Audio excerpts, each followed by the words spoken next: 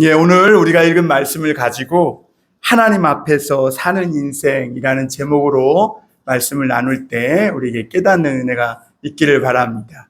오늘 말씀은 좀 다소 무거운 말씀이 될 수도 있을 것 같아요. 그런데 하나님의 말씀을 사람의 말로 받지 않고 하나님의 말씀으로 받을 때 버릴 것이 없고 그 말씀이 나를 바르게 하고 살리고 복 주시는 말씀이라는 것을 여러분 꼭 기억하시고 오늘 말씀을 들으실 수 있기를 바랍니다.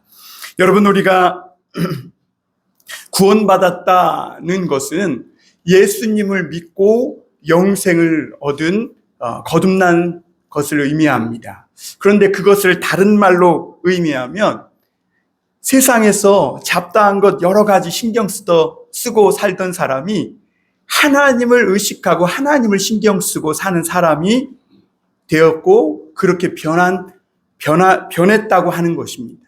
그게 구원받은 사람에게 나타나는 특징이라는 거예요. 여러분, 우리는 교회에서 우리 교회의 머리는 예수 그리스도라고 말하고 내 삶의 주인은 예수님이다, 이런 고백을 자주 합니다. 그런데 여러분, 이게 현실에서는 그렇게 쉬운 문제가 아니에요.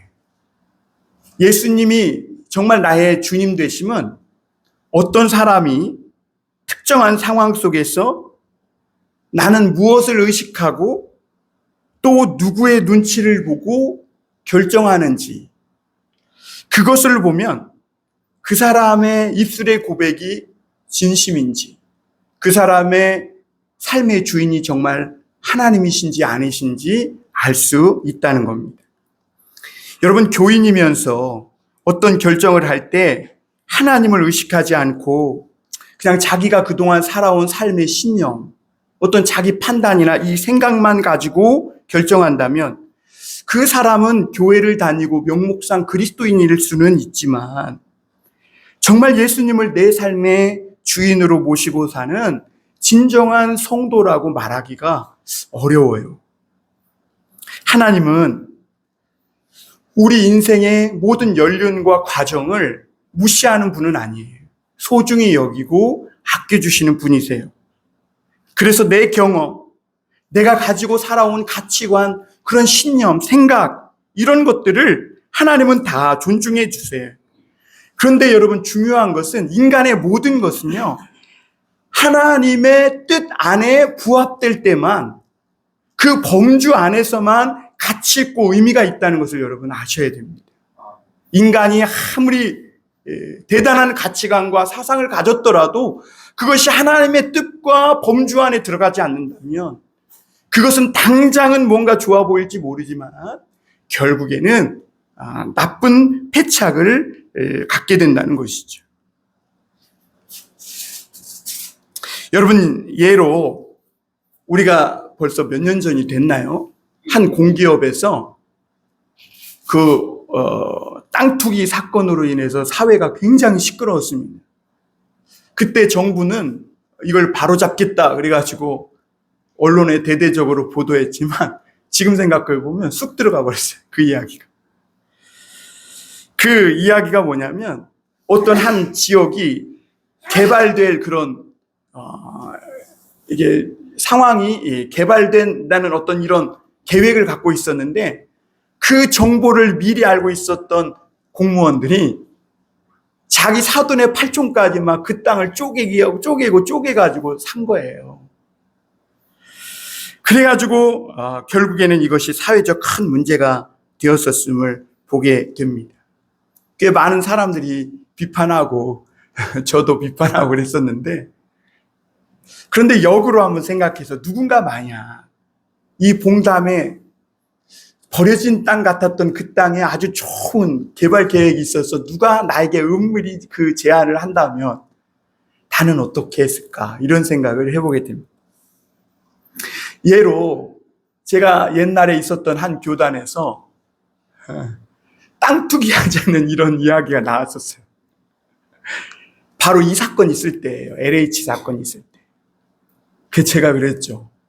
지금 LH 사건으로 땅 투기 문제로 온 사회가 시끄러운데 무슨 하나님을 믿고 예수님을 믿는다고 하는 교단에서 무슨 땅투기 해가지고 그걸 이윤을 남겨가지고 목사님들 연금을 만들자 뭐 이런 얘기를 하냐고. 당장 집어치자고. 그랬더니 다 나를 막 쏘아 죽일 듯이 쳐다보고 그랬었는데 결국에는 그게 좋지 않은 계획이다 이래가지고 무산이 됐어요. 근데 실제로 목사님들 대표되는 분들이 거기가 당진이었거든요. 그래갖고 막 당진까지 가가지고 그 땅을 둘러보고 뭐 별짓을 다 하고 그랬어요. 분명한 것은 내가 정말 지금 하나님 앞에 서 있다는 것을 의식하는 사람이라면, 그리고 내가 주님이 나의 주인이심을 정말 인정하는 사람이라면 그런 제안들이 아무리 솔깃해도 거절할 수밖에 없을 거라는 겁니다. 왜냐하면 다른 사람을 의식해갖고 나중에 들킬까 봐가 아니라 그 일 자체가 하나님 앞에서 결코 옳은 일이 아니기 때문에 그래요. 그래서 성경을 사랑하고 정말 하나님을 사랑하는 사람이라면 그런 인생에 중요한 일이 있을 때 하나님을 의식하고 내가 하나님 앞에서 살아가는 인생임을 알고 거절했을 거예요. 그런데 눈 한번 질끈 감고 그 정보를 미리 알고 누군가에게 막 별일을 내서라도 땅을 샀다면 어떻게 됐을까요? 그 사람은 큰 돈을 벌었을 것은 자명한 이치입니다. 그런데 여러분 한번 생각해 보세요. 그렇게 해서 번 돈, 그 비용 폭탄이 돌고 돌아 누군가에게 돌아갈 것이고, 그리고 그 사람은 고스란히 그 피해를 다 떠안게 될 거라는 것이죠. 성도는 누구입니까? 인생의 중요한 순간에 하나님의 눈을 의식하는 사람. 내가 하나님 앞에서 살고 있다는 것을 의식하며 사는 사람. 그래서 세상의 현실을 살아갈 때 하나님의 눈으로 보고 하나님의 시각으로 보고 판단하고 생각하려고 하는 그런 사람이 진정한 성도라고 우리는 말할 수 있을 겁니다. 그리고 사실 여러분들도요, 나는 그럴지 못할지라도 그런 성도들이 나타나기를 기대하고 있는 게 사실이에요. 그래서 교회를 비판하는 것 아닙니까? 세상에 영악하게 이해관계에 빠르게 살아가는 오늘날 성도와 교회들을 보면서 사회가 지탄하는 것 아니겠어요? 오늘 말씀은 주님의 부활을 보고 그 말씀을 믿는 성도라면 심지어 내 목숨과 생존이 걸렸더라도 누구를 의식하고 누구의 말을 듣고 내 인생의 내 삶의 충성을 누구에게 바칠 것인가를 오늘 말씀해 주고 있어요. 오늘 자체 말씀이 무겁습니다. 우리는 오늘 말씀을 가볍게 읽었을지 모르지만 2000년 전 그 역사 속으로 돌아가 보면 요한과 베드로는 지금 목숨이 경각간에 달린 상황에 처한 거예요. 죽느냐 사느냐의 그 현실 문제 앞에 서 있던 그 상황을 기록된, 누가가 기록한 그 역사적 사실을 오늘 우리가 성경을 통해 읽은 거죠. 예루살렘 권력자들은 예수님과 똑같은 방식으로 자기들의 욕망의 걸림돌이 되니까 이 베드로와 요한을 없애려고 했습니다. 그런데 예수님 때와 달리 상황이 여의치 않은 거예요. 지금은 예수님 때와 달리 예수님을 믿는 신실한 사람들이 예루살렘에 많아진 거예요. 그리고 무엇보다 나면서부터 안진뱅이 되었던, 하지를 쓰지 못했던 자가 예수님의 이름으로 일어나 서서 그 죽이려고 하는 사도와 그 요한과 베드로와 함께 있으니까 그들을 어떻게든지 처리해서 없애고 싶은데 만만치 않았던 것이죠. 많은 사람들이 보니까 사도들이 한 말씀이 정말 하나님의 말씀이고 저들이 행한 일이 착한 일이라는 것을 그 나면서 안진뱅이 되었던 사람이 예수의 이름으로 일어나는 이 표적으로 인해 더욱더 확실히 증거되고 있었던 겁니다. 그러니까 이 권력자들은 눈치가 굉장히 빠르잖아요. 그러니까 알아챈 거예요. 이 베드로와 요한을 그 예수님 없앨 때처럼 쉽게 하지는 못하겠구나. 그래서 이 권력자들은 차선 B, 차선책, 이 플랜 B를 선택합니다. 그게 뭐냐면 경고하고 위협하고 때리는 거예요. 그리고 예수의 이름으로 도무지 가르치지도 말고 말하지도 말라고 위협하는 것이죠. 그리고 그 선에서 마무리 짓기로 결론을 냈습니다. 그러자 그에 대해서 베드로와 요한의 대답이 나오는데요. 우리 18절, 19절에 보면 이렇게 말씀하고 있습니다. 한번 다시 보겠습니다. 그들을 불러 경고하여 도무지 예수의 이름으로 말하지도 말고 가르치지도 말라 하니 베드로와 요한이 대답하여 이르되 하나님 앞에서 너희의 말을 듣는 것이 하나님의 말씀을 듣는 것보다 옳은가 판단하라. 여러분 얼마나 멋지고 대단해 보입니까? 정말 멋집니다. 멋져요. 우리가 예수님을 믿는다면, 하나님을 믿는다면 이렇게 멋지게 믿어야 하는데 참 현실에 너무나 쉽게 굴복하는 우리 자신을 보면서 참 부끄러움을 느끼기도 합니다. 그런데 이 베드로와 요한은 도대체 뭘 보고 들었길래 목숨과 생존이 걸린 상황에서도 이렇게 단호할 수 있었을까? 여러분, 그럼 베드로와 요한이 보았던 것, 그들이 들었던 것 우리는 못 들었습니까? 우리도 예수님의 부활을 그들이 직접 본 증인들을 통해 보았고 믿음으로 보았고 그들이 예수님의 말씀을 직접 듣고 우리에게 전해준 이 성경을 통해 오늘 우리도 들은 것 아니겠습니까?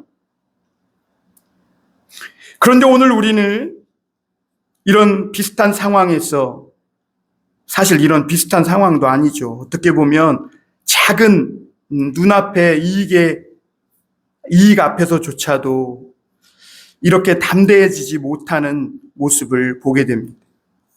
오늘 19절에 중요한 그 핵심 포인트는 하나님 앞에서라는 뜻입니다. 하나님 앞에서. 베드로와 요한이 하나님 앞에서 너희 말 듣는 것이 하나님의 말씀 듣는 것보다 옳은가 너희가 판단하라.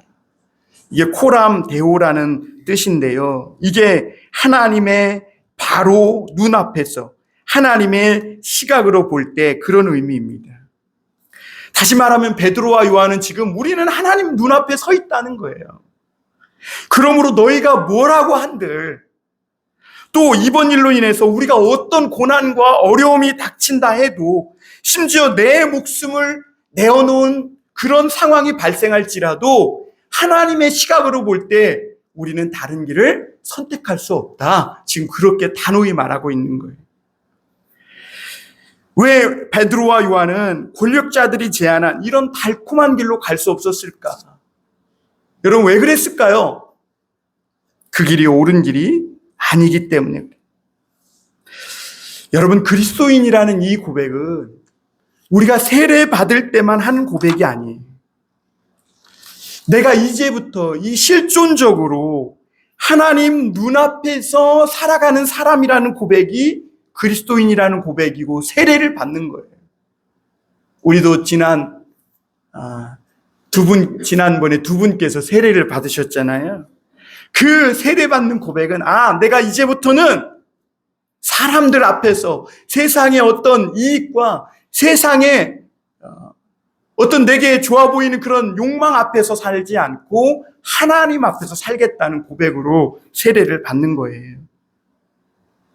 그래서 하나님의 시각, 하나님의 눈으로 보고 분별하고 판단하고 그래서 결정하고 행동하는 사람, 이게 그리스도인 됨이었다는 거죠. 그럼 2000년 전의 그리스도인 됨과 오늘날의 그리스도인 됨이 다르면 되겠습니까? 여러분, 사실 우리도 성도이기에 이게 옳은 줄 알아요. 그런데 여러분, 사람 눈치 안 보고 사람의 종이 되지 않고 하나님의 종이 되고 하나님 눈치 보며 살고 심지어 나는 내 자신에게도 휘둘리지 않으며 살 거야, 이렇게 이야기하지만 현실에 부딪혀 보면 그게 실존적으로 정말 진정한 믿음 없이는 굉장히 어려운 일이라는 거죠. 실제로 누구든지 이런 상황에 닥쳐보면 보이지 않는 하나님보다 보이는 사람, 보이는 힘 있는 사람을 의식하고 눈치 볼 때가 많다는 것이요. 그러다 보면 어떻게 돼요? 두려움이 오면서 분별력의 마비가 와요. 분별력의 마비가. 그리고 우리의 영혼과 양심까지 힘있고 뭔가 결정권이 있는 사람의 그 목소리에 장악되기 시작한다는 거죠.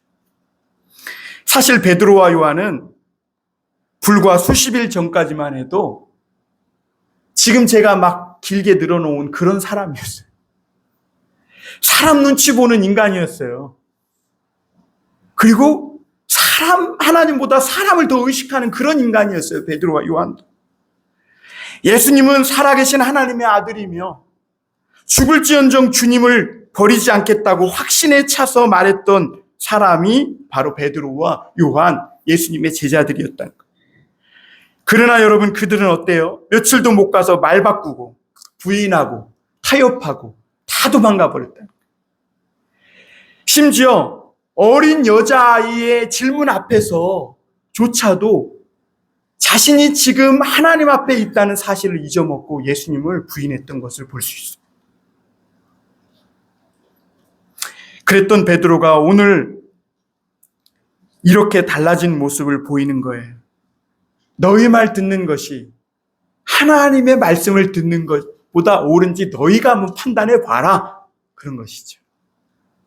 참 멋집니다. 여러분, 이 상황은요, 당연히 가야바의 뜰에서 어린 여종 앞에서 섰을 때보다 훨씬 더 무서운 상황이에요. 지금은 유대인들의 최고 권력자들 앞에서 서 있기 때문에 그래요. 그런데 그 여자 어린아이 앞에서도 예수님을 부인하고 팔아먹던 베드로가 오늘은 훨씬 더 그와는 비교할 수 없는 최고의 권력자들 앞에서 너희 말 듣는 것이 하나님의 말씀 듣는 것보다 옳은가 판단하라.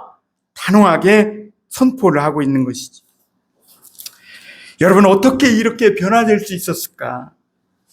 사도들은 우리가 앞서서 사도행전에서 본 대로 예루살렘을 당장이라도 떠나고 싶었을 겁니다. 그런데 예수님의 그 마지막 당부의 그 말씀을 믿고 기도하며 기다린 거예요. 기도가 큰 힘이 된 거예요. 그러자 예수님의 말씀대로 성령이 임했고 하나님의 영이 사도들의 마음을 사로잡기 시작했어요.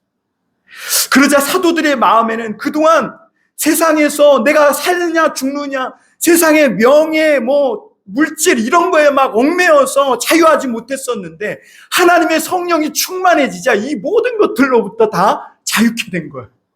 매이지 않게 된 거예요. 그리고 이젠 세상이 아니라 성령의 이끌림 받게 된 거죠. 여러분, 중요한 사실은요, 성령의 이끌림 받는 삶은 누구도 막을 수 없다는 거예요. 네? 세상이 어떻게 할 수 없다는 거예요. 성령의 이끌리는 삶. 그리고 더 이상 세상의 돈도 명예도 물질도 베드로와 요한의 심령에 있는 그 주님을 향한 사랑, 그 마음을 꺾을 수가 없었다는 것이죠. 그래서 무엇을 먹고 마실 때도, 베드로와 요한이 누워 자고 일어날 때도, 사람을 만나고 일을 할 때도, 심지어 죄의 유혹을 받을 때도 그 베드로와 요한의 심령 속엔 하나님 생각뿐인 거예요. 심지어 죄에 넘어졌을 때도 내 인생이 하나님의 눈앞에 있음을 비로소 의식하며 살게 되었다는 것이죠. 그러니까 여러분, 아무리 힘있고 권력이 있는 사람이 막 엄포를 놓고 입을 막고 그런다 한들 하나님과 상관없는 결정을 할 수 있겠냐는 거예요. 어떻게 내 이익만 챙기면서 그렇게 살아갈 수 있겠느냐는 것이죠. 하나님의 눈동자가 나를 향하고 있는데 손바닥으로 하늘을 가리고 한 줌의 흙밖에 되지 않는 그런 사람들의 목소리에 부들부들 떨며 그렇게 살 수 있겠느냐는 것이죠. 크신 하나님이 나와 함께 계신데. 여러분, 우리는 현실에서 보면요, 물론 이 베드로와 요한이 오늘 이 권력자들의 말을 따르지 않았을 때 그들에게 어떤 고난이 올 것은 우리도 잘 알아요. 그리고 그런 고난을 받았음을 우리는 사도행전을 읽어가면서 알 수가 있어요.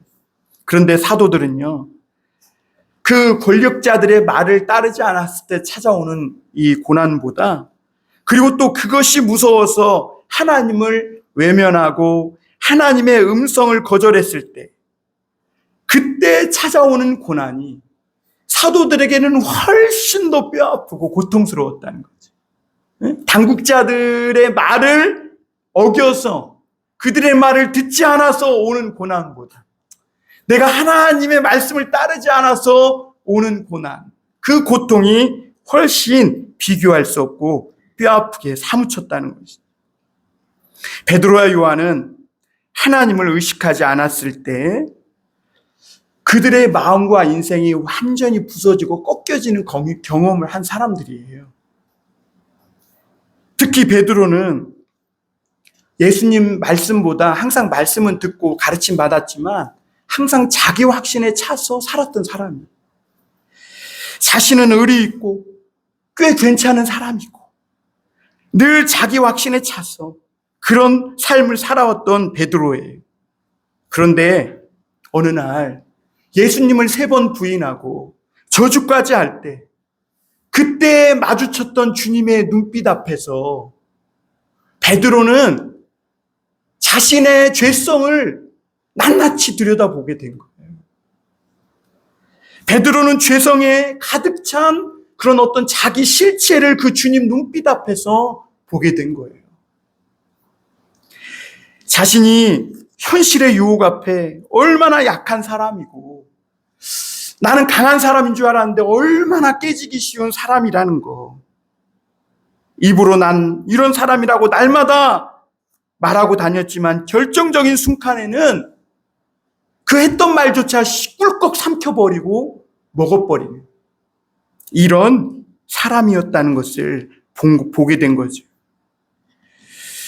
예레미야 17장 9절에 보면 만물보다 거짓되고 심히 부패한 것이 마음이라 누가 능히 이를 알리오마는 그랬어요.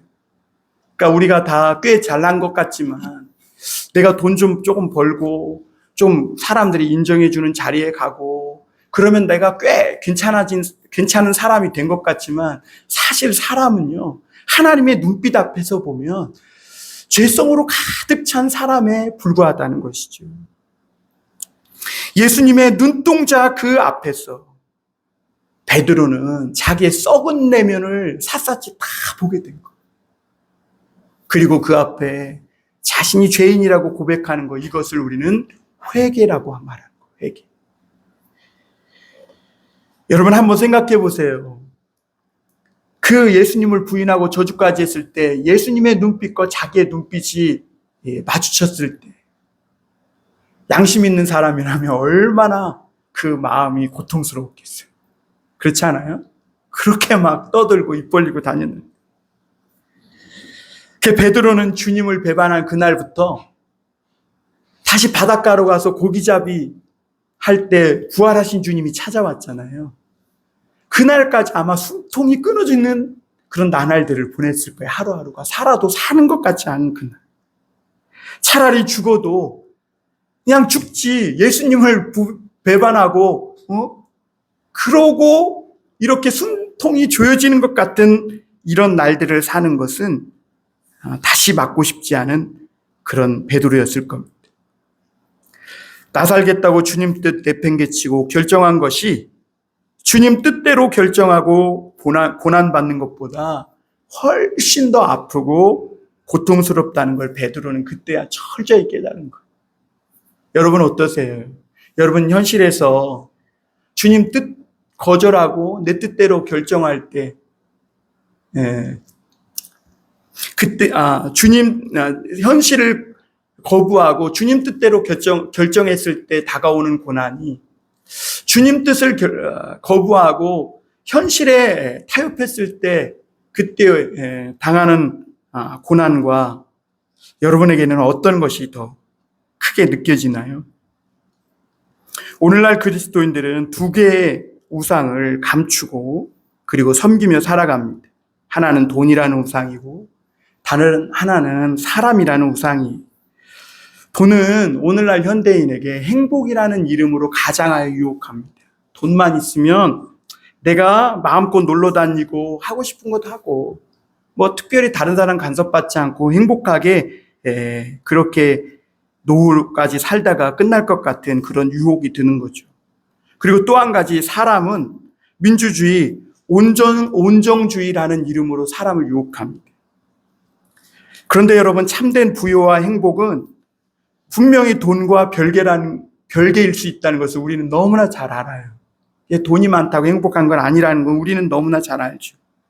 또 사람에 대한 온정이 귀하고 아름다운 거지만 하나님이 중심되지 않은 그 온정주의는 결국 인생 전체를 불태우는 그런 패착이 될 수 있다는 거예요.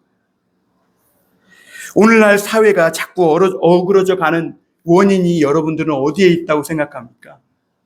여러분, 불이 나서 뛰어내려야 하고 뛰어내렸는데 에어매트가 뒤집혀가지고 죽는, 그게 앞으로 뛰어내리라고 살기 위해 뛰어내렸는데 이제 앞으로 어떻게 믿고 뛰어내리겠어요? 앞으로 어떻게 누구를 신뢰할 수 있겠어요? 세상이 너무 찌그러져 가고 있는 거죠.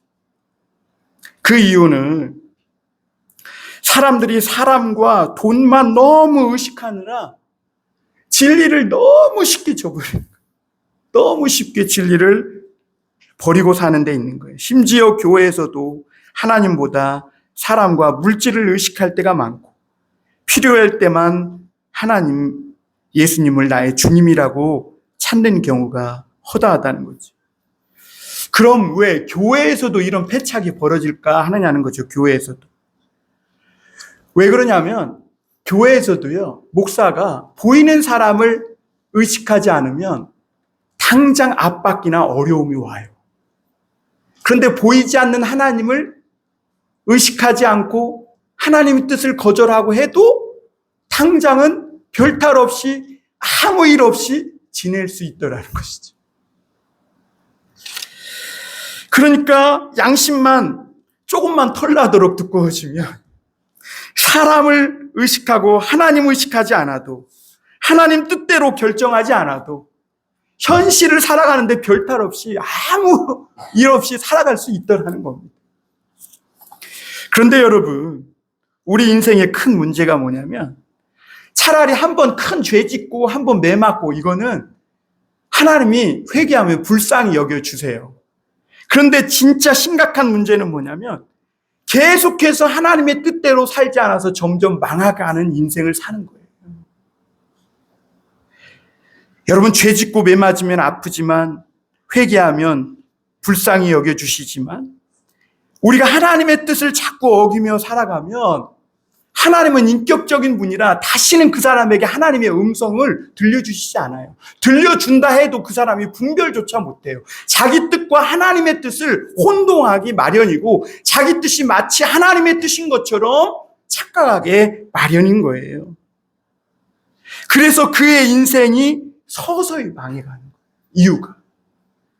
성경의 사울왕은 이스라엘의 초대왕으로 하나님이 그를 왕으로 세우셨어요. 그래서 많은 백성들도 그를 인정하고 심지어 사무엘 선지자도 하나님도 만족했고 그랬었음을 볼 수가 있어요. 그런데 이 사울 왕에게 아주 치명적인 약점이 있었는데 그것이 이제 마침내 드러나기 시작했습니다. 그것이 뭐냐면 자기 삶에 중요하고 결정적인 어떤 상황이 올 때마다 하나님을 의식하기보다는 자꾸 사람을 의식하고 사람의 뜻대로 또 사람의 평가를 항상 먼저 의식하더라는 거예요. 그러니까 하나님이 그를 왕으로 세웠지만 그의 주인은 하나님이 아니라 다른 거였다는 것이죠. 그 한 예로 블레셋과의 전투에서 사울 왕이 상황이 다급해지자 사무엘 선지자를 대신해서 제사를 드려버리고 전쟁에 출장합니다. 당시 전쟁은요, 아무리 급하고 위급한 상황이 와도 선지자가 와서 제사를 드린 후 하나님께 영광을 돌린 후에 전쟁터로 나아가게 돼 있어요.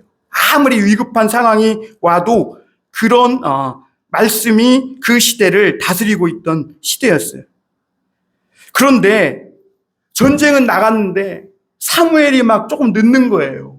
그러더라 백성들이 막 우왕좌왕하고 상황이 다급해지니까 사울은 자기가 대신 제사를 드려버리고 전쟁에 나아갑니다. 그때 사무엘 선지자가 사울 왕에게 와서 하는 유명한 말이 있어요. 사무엘상 13장 13절인데 제가 읽어드릴게요. 사무엘상 13장 13절입니다. 제가 한번 읽어드리겠습니다.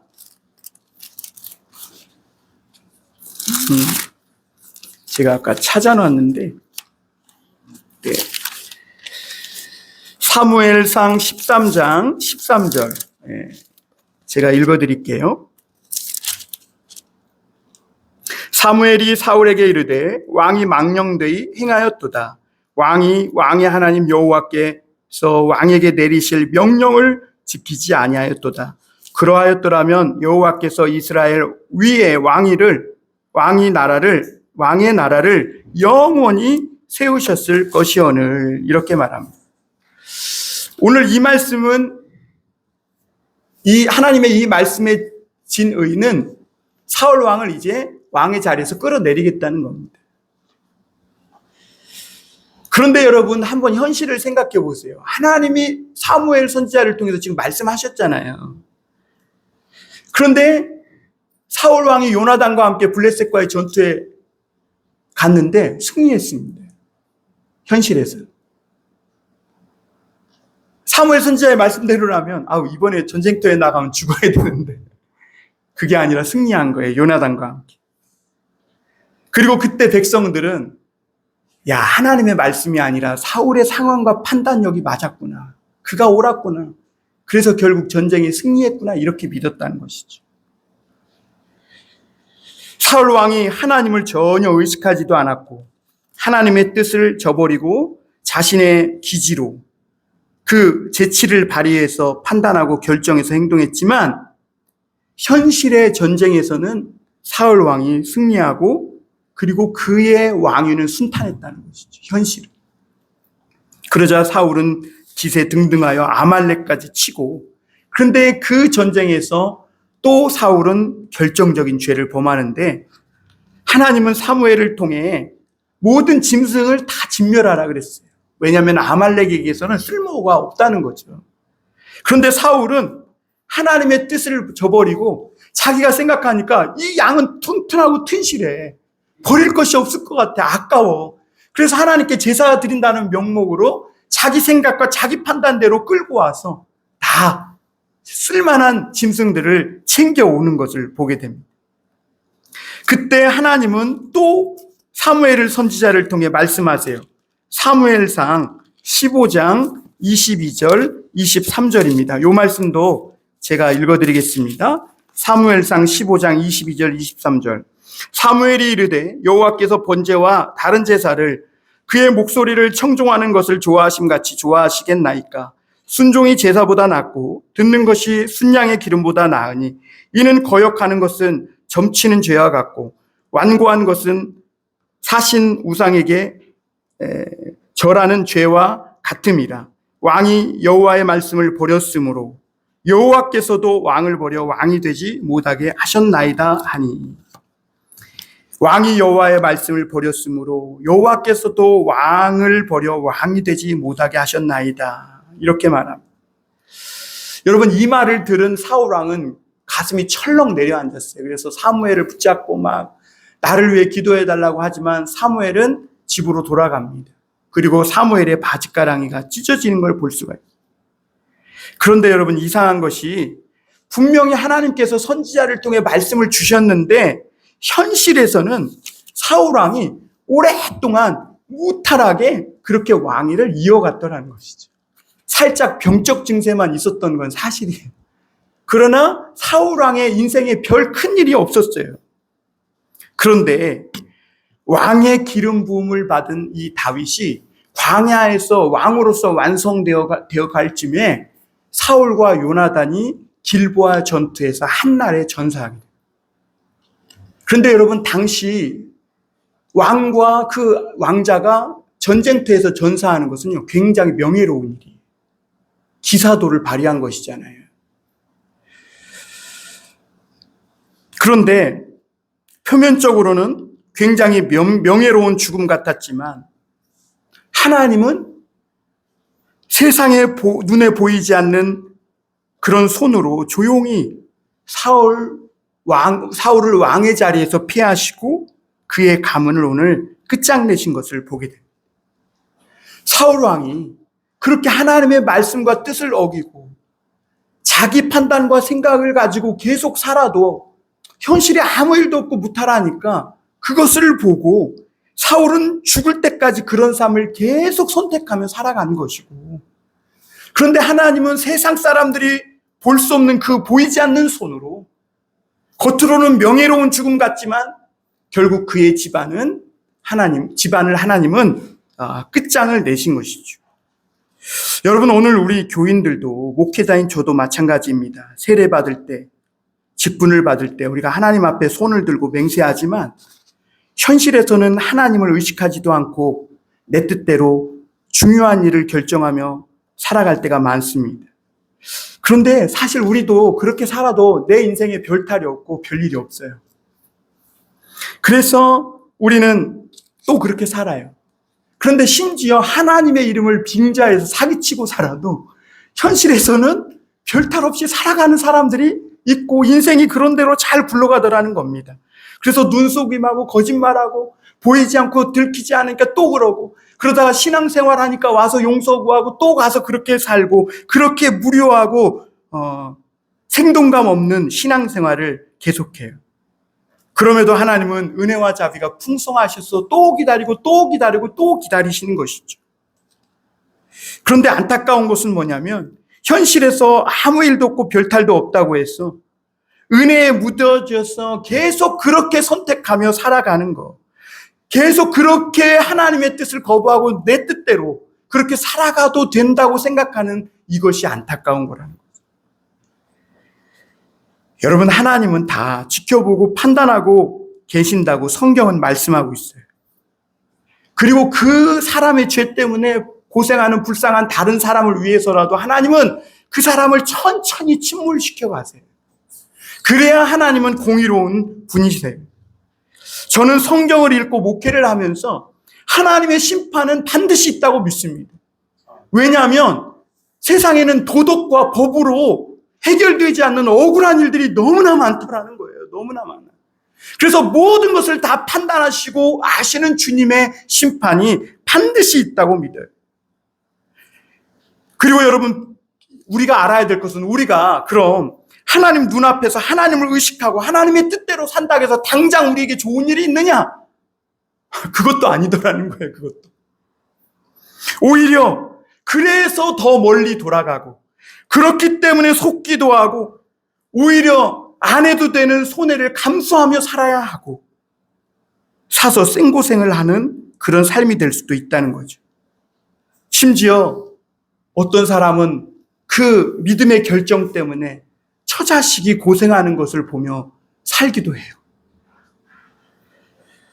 여러분, 아브라함과 이 조카 롯을 보면 조카는 자기의 좋은 목처지를 얻기 위해 자기가 먼저 선택하고 나아갑니다. 그러나 아브라함은 조카임에도 네가 좌하면 나는 우하고 나는 우하면 내가 좌하리라, 이렇게 먼저 좋은 땅을 선택할 수 있도록 내어줍니다. 그렇다면 하나님이 봐가 야, 아브라함 너 믿음 대단하다, 내가 너 책임져 줄게 이러면서 아브라함의 삶을 책임져 주고 그의 처자식을 책임져 줘야 되잖아요. 그런데 하나님 그대로 두세요. 거친 광야를, 양을 제대로 칠 목초지도 없는 그 땅을 그냥 가도록 내두시고 말씀만 해주셔요. 말씀만. 내가 너를 이 땅을 너에게 기업으로 주겠다 말씀만 하시고 그냥 내버려둬 책임져 주시는 것 같지 않아요. 그런데 창세기 13장 15절에 보면 제가 읽어드리겠습니다. 창세기 13장 15절입니다. 보이는 땅을 내가 너와 내 자손에게 주리니 영원히 이르리라, 이 말씀을 하세요. 그런데 중요한 것은 현실에서는 하나님은 말뿐이고 아브라함은 좋은 목초지를 내주고 자기는 거친 광야를 계속 그대로 가는데 하나님은 그대로 계속 두시더라는 것이죠. 아브라함의 현실은 아무것도 바뀐 것이 없어요. 그런데 놀랍게도 하나님을 의식하며 사는 아브라함에게 하나님의 보이지 않는 손이 함께하면서 그의 인생이 서서히 아주 서서히 풀려나가. 그리고 100세 때 아들을 얻게 되고요.